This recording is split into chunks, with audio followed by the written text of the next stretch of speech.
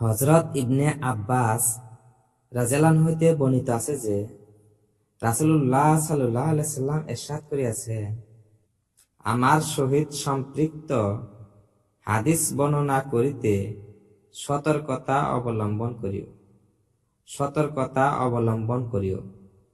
শুধু ওই হাদিসেই বর্ণনা করিও, শুধু ওই হাদিসেই বর্ণনা করিও যাহা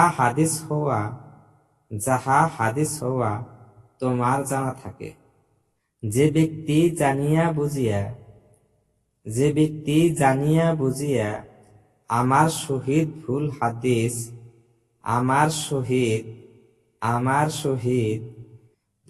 হাদিস সম্পৃক্ত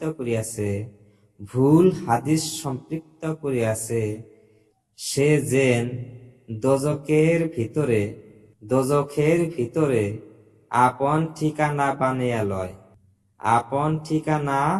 বানাইয়া লয়। যে ব্যক্তি নিজের রায়ের দ্বারা কোরআনে কারিমের